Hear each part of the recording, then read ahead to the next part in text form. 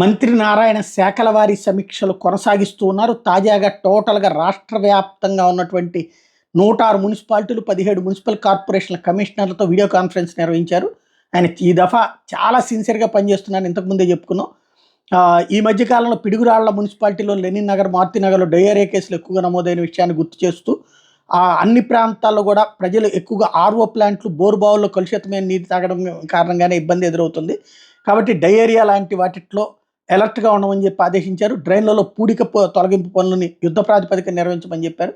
మరోవైపు టోటల్గా 203 అన్న క్యాంటీన్లు గతంలో ప్రారంభించామని, 183 క్యాంటీన్లు మాత్రమే ప్రస్తుతం ఫంక్షనింగ్లోకి వచ్చాయని చెప్పారు. వాటి ద్వారా రోజుకి దాదాపు 2.25 లక్షల మంది భోంచేసేవారని గతంలో.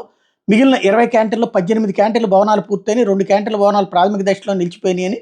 అయితే గత ప్రభుత్వం అన్న క్యాంటీన్లు అన్నింటినీ మూసేసి వాటిలో కొన్నింటిని వార్డు సచివాలయాలుగా, మరికొన్ని స్టోరేజ్ రూములుగా వినియోగించుకోవడం జరిగింది. ఆయా భవనాలన్నింటి పూర్తి స్థాయిలో క్యాంటీన్లుగా తీర్చిదిద్దేందుకు అసంపూర్తిగా ఉన్న భవన నిర్మాణ పనులు వచ్చే నెల 10వ తేదీలో పూర్తి చేసేందుకు టెండర్లు కూడా ఖరారు చేసామని చెప్పుకొచ్చారు.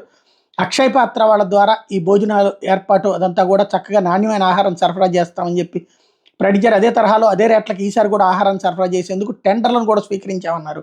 ఈ నెల 22వ తేదీన ఓపెనింగ్ చేయబోతున్నట్టు ప్రకటించారు.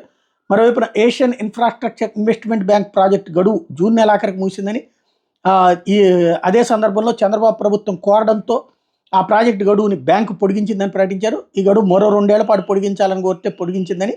గతంలో తమ ప్రభుత్వాన్ని ప్రతి ఇంటికి 24 గంటల పాటు తాగునీరు అందించడంతో పాటు మురుగునీటి పారుదల పైపులు, మురుగునీటి శుద్ధి ప్లాంట్లు, వరద నీరు పారుదల కాలువలు ఏర్పాటు పనులను చేపట్టడం జరిగింది. దీనికోసం ఏషియన్ ఇన్ఫ్రాస్ట్రక్చర్ ఇన్వెస్ట్మెంట్ బ్యాంక్ ద్వారా 5,350 కోట్లు కేటాయించాము. అయితే ఈ నిధుల్లో గత ప్రభుత్వం కేవలం 240 కోట్లు మాత్రమే వినియోగించి మిగిలిన నిధులను వినియోగానికి రాష్ట్ర వాటాను కేటాయించకుండా నిరుపయోగంగా వదిలేసిందన్నటువంటి విషయాన్ని గుర్తు చేశారు. అదేవిధంగా 1,00,000 లోపు జనాభా ఉన్న నగర పంచాయతీలో మౌలిక వసతుల మేరకు అమృత్ 1 and 2 ప్రాజెక్టుని లాస్ట్ ప్రభుత్వం చేపడితే గత ప్రభుత్వం ఈ ప్రాజెక్టుని నీరుగార్చిందని చెప్పారు. అమృత్ 1 పథకం కింద చేపట్టిన పనులు అసంపూర్తిగా వదిలేయడం జరిగిందని, అమృత్ 2 పథకం కింద ఎటువంటి పనులు ప్రారంభించకుండా వదిలేసిందన్నారు. ఆ పథకాలని పునరుద్ధరిస్తామని చెప్పి ప్రకటించారు.